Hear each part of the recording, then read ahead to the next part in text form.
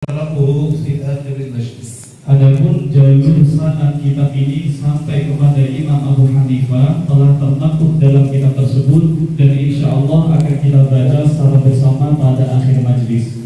قال الإمام أبو حنيفة رضي الله عنه: أصل التوحيد وما يصح الاعتقاد عليه يجب أن يقول آمنت بالله وملائكته وكتبه ورسله والبعث بعد الموت والقدر خيره وشره من الله تعالى والحساب والميزان والجنة والنار وذلك حق كله.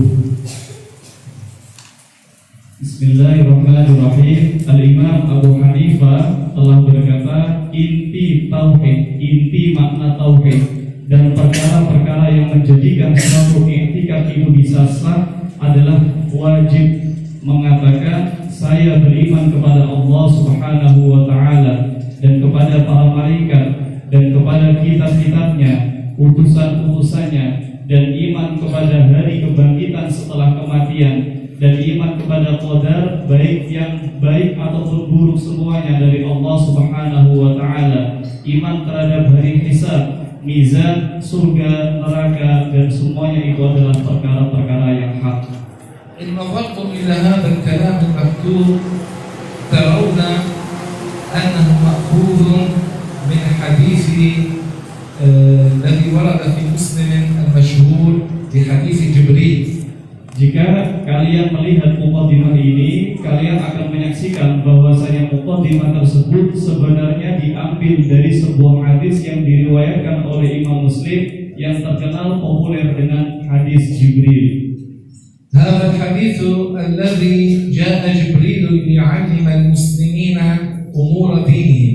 Hadis ini menceritakan suatu ketika malaikat Jibril mendatangi Rasulullah Sallallahu Alaihi Wasallam untuk mengajarkan tentang agama. فسأل فيه النبي عن الإيمان. Kemudian malaikat Jibril bertanya kepada Nabi Muhammad mengenai makna iman. فذكر النبي الإيمان أن تؤمن بالله وملائكته وكتبه ورسله واليوم الآخر وتؤمن بالقدر خيره وشره. Kemudian Rasulullah menuturkan menjawab bahwasanya iman adalah percaya kepada Allah Subhanahu wa taala, kepada para malaikat, kepada kitab-kitabnya, utusannya, hari kiamat, dan juga qadar Allah Subhanahu wa taala yang baik maupun yang buruk. وهذه هي أهم أمور الإيمان. Dan perkara-perkara ini adalah perkara yang paling penting. وليست كل أمور الإيمان. Dan tidak mencakup seluruh keimanan. فإن نظرتم ترون هذا هو.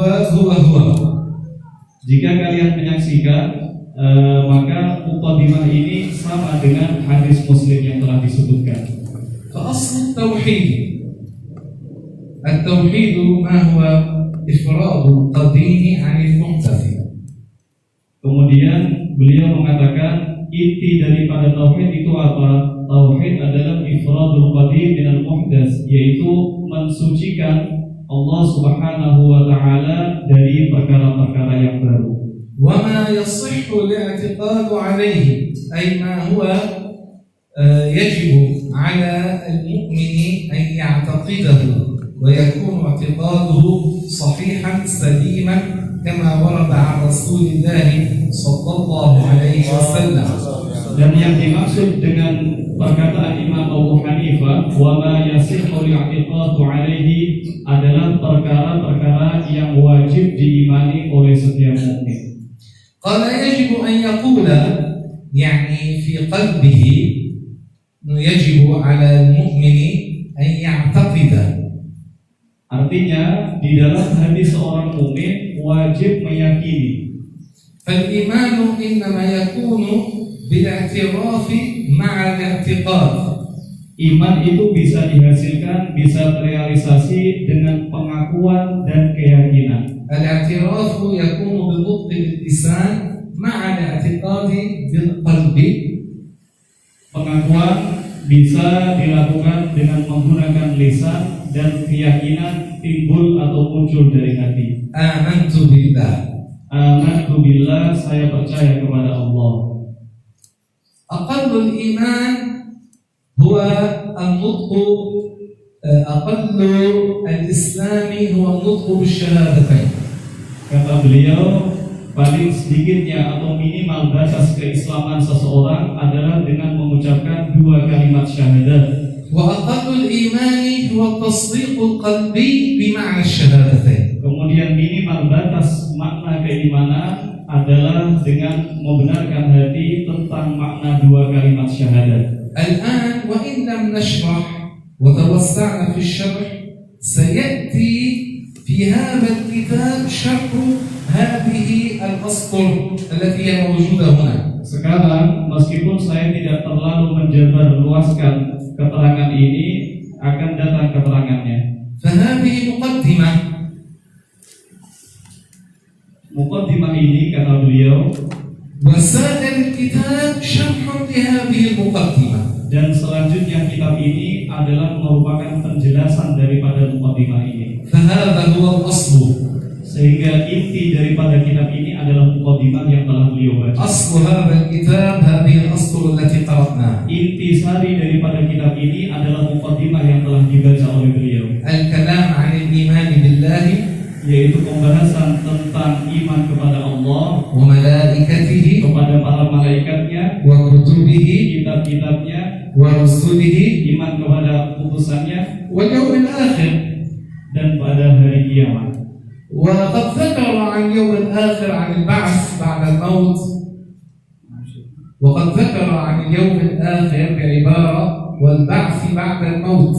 Imam Abu Hanifah menyebutkan hari kiamat dengan bahasa hari kebangkitan setelah kematian, والقدر خيره وشره من الله تعالى. dan beriman kepada qadarnya Allah Subhanahu wa taala, yang baik maupun yang buruk semuanya dari Allah. والحساب Iman kepada hari hisab. في نسخة والصراط والميزان والجنة والنار وذلك حق كله. Kata beliau, semua perkara yang telah disebutkan adalah perkara yang hak, perkara yang benar. فهو ثابت عن رسول الله صلى الله عليه وسلم. فهو ثابت كل ما ذكرنا ثابت عن رسول الله صلى الله عليه وسلم. Dan perkara-perkara yang telah disebutkan oleh Syekh semuanya itu bersumber dari Rasulullah sallallahu alaihi wasallam. ورد في القرآن والحديث. Tersebut atau tersirat di dalam Al-Qur'an dan juga di dalam hadis. الآن يبدأ بالشرح.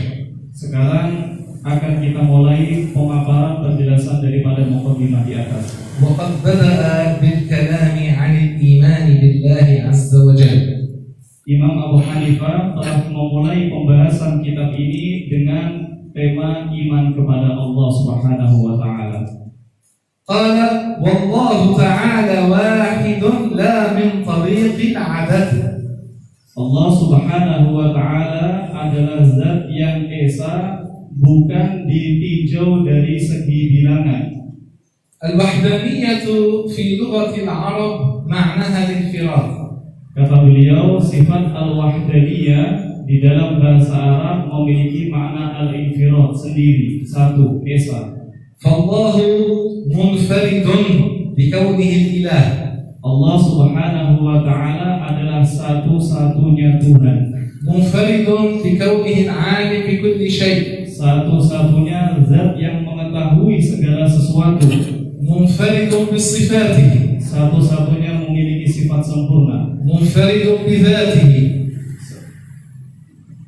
ذاته لا يشبه ذوات المخلوقات. Munfaridun bidzatihi, artinya zatnya Allah Subhanahu wa taala berbeda dengan zat yang lain. منفرد بفعله.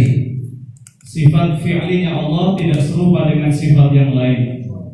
فالله تعالى واحد لا من طريق العدد. Allah Subhanahu wa taala adalah zat yang esa, tidak ditinjau dari segi bilangan. العدد واحد جسم.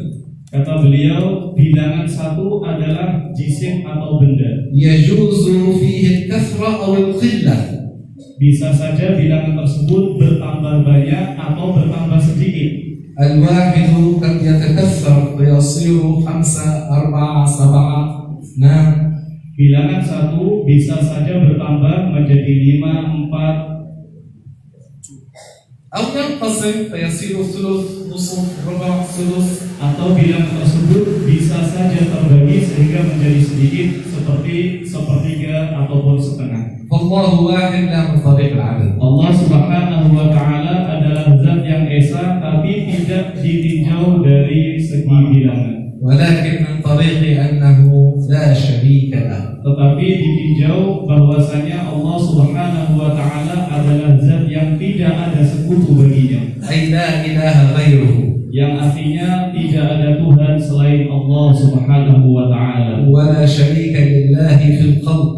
Tidak ada sekutu bagi Allah Subhanahu wa taala dalam penciptaan, ولا شريك لله في صفاته. dan tidak ada sekutu bagi Allah Subhanahu wa taala di dalam sifat-sifatnya. لم يلد ولم يولد.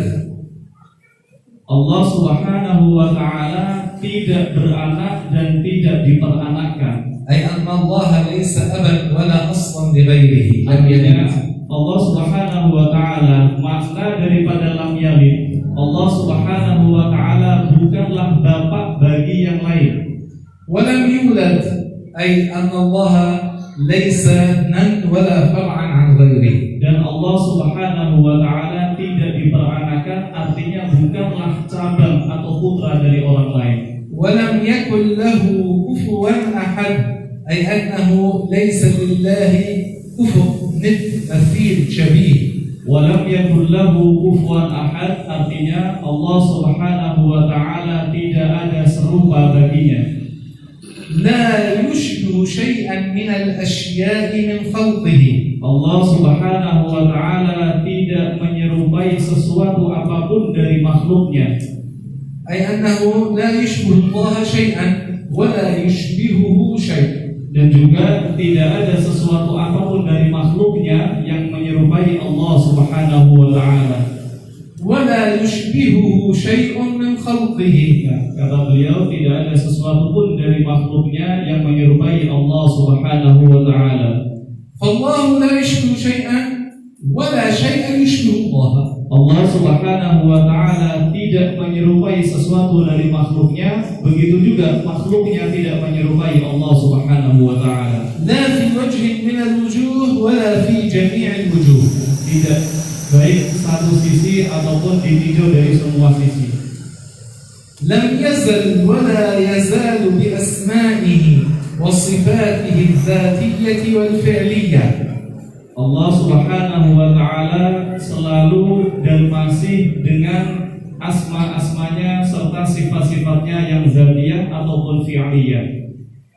أسماء الله صفاته وصفاته أوصافه كما ذكر الإمام البيهقي. Beliau menyatakan bahwasanya asma-asma Allah Subhanahu wa taala adalah sifat-sifatnya. وسيذكر عن صفات الله الذاتية والفعلية. Kemudian Imam Abu Hanifah akan menjelaskan tentang sifat-sifat Allah Subhanahu wa taala yang terbagi menjadi dua, yaitu al-dzatiyah dan al-fi'liyah. هنا لا يوجد لوح وقلم نكتب عليه نشرح نبين فيه بعض الأمور نجلبه. متى تستطيعون ذلك؟ Mungkin santri putra mengambil papan tulis sama spidol, papan tulis di asrama putri ya. Ya, langsung santri putra bergerak. أسماء الله تبارك وتعالى أو صفاته ليست محصورة بعدد. Nama-nama atau asmanya Allah Subhanahu wa taala dan sifat-sifatnya tidak terbatas dengan bilangan. نقول الله موصوف بكل صفات الكمال التي تليق به. Kita mengatakan bahwasanya Allah Subhanahu wa taala disifati dengan seluruh sifat yang sempurna dan layak pantas baginya. منزه عن كل صفة نقص. Allah Subhanahu wa Ta'ala suci dari sifat-sifat yang kurang ataupun cacat. وصفات الله ليست محصورة بعدد. Sifat-sifat Allah Subhanahu wa Ta'ala tidak terbatas dengan bilangan. النبي أخبرنا ببعض أسماء الله الحسنى. Nabi Muhammad sallallahu alaihi wasallam telah mengkabarkan kepada kita mengenai asma-Nya Allah Subhanahu wa Ta'ala. وما ورد في الحديث الشريف أن لله 99 اسما 100 إلا واحد من أحصاها دخل الجنة. هذا يراد منه فائدة مهمة. Kemudian beliau menyebutkan bahwasanya terdapat di dalam hadis bahwasanya Allah Subhanahu wa Ta'ala memiliki 99 asmaul husna, dan barang siapa yang hafal 99 asmaul husna tersebut maka akan dimasukkan ke dalam surga Allah Subhanahu wa Ta'ala. Nabi Muhammad menghendaki sebuah faedah yang penting dari 99 asma tersebut. وليس معناه أن أسماء الله محصورة بهذه 99. Dan hadis tersebut tidak memiliki arti bahwasanya asmanya Allah terbatas bilangan 99 tersebut. كما ورد من تعداد أسماء الله الحسنى في القرآن الكريم. Kemudian ayat-ayat yang menyebutkan bilangan asmanya Allah Subhanahu wa Ta'ala di dalam Al-Quran, وما ورد في الأحاديث النبوية الشريفة في تعداد أسماء الله الحسنى. dan hadis yang tersebut yang menjelaskan tentang bilangan Asmaul Husna, من أحصى ذلك يرى أنه يوجد أكثر من 110 أسماء. Siapapun yang menghitung asma Allahul Husna maka akan menemukan bahwasanya asmanya Allah lebih daripada 110. إنما هذه 99 لها فائدة. Kenapa Nabi Muhammad sallallahu alaihi wasallam menyebutkan 99 nama, tidak lain tidak bukan karena terdapat faedah di dalamnya. ما فائدتها؟ Apa faedahnya? النبي قال من أحصاها دخل الجنة. Maksud dan faedah daripada 99 nama tersebut adalah sesuai yang disampaikan oleh Rasulullah, man ahsaha dakhalal jannah. Dan beliau akan menjelaskan apa maksud daripada man ahsaha. من أحصاها ليس معنى ذلك أن من جمعها في لوحة وعلقها فوق رأسه أو فوق غرفة نومه أو مكتبه أنه يدخل الجنة. Beliau menjelaskan yang dimaksud dengan man ahsaha bukan berarti orang yang menempelkan Asmaul Husna di dinding ataupun di figura, kemudian orang-orang tersebut bisa masuk ke dalam surganya Allah Subhanahu wa Ta'ala, bukan. بل المراد بقول النبي من أحصاها أي من حفظ ألفاظها. Akan tetapi yang dimaksud dengan Rasulullah dalam hadisnya man ahsaha, satu adalah barang siapa yang hafal Asmaul Husna واعتقد معانيها, kemudian meyakini makna-makna yang terkandung di dalamnya, ومات على ذلك, kemudian orang tersebut meninggal dalam kondisi tersebut, دخل الجنة أي بلا عذاب. tentu orang tersebut akan masuk ke dalam surganya Allah Subhanahu wa Ta'ala tanpa siksa. هذا معنى من أحصاها دخل الجنة. Inilah yang dimaksud dengan makna man ahsaha dakhalal jannah. ولعلنا نعمل مرة دورة بكتاب أسماء الله الحسنى. Kata beliau, insya Allah di kesempatan lain kita akan melaksanakan daurah dalam kitab Asmaul Husna. إن شئتم ذلك. Jika kalian berkenan, kata beliau. نعم. هنا من رفع إصبعه كأنه يريد أن يسأل. Kata beliau, ada yang mengangkat suaranya sepertinya ingin bertanya. نحن ننتظر القلم والممحات يوجد ولا تشرق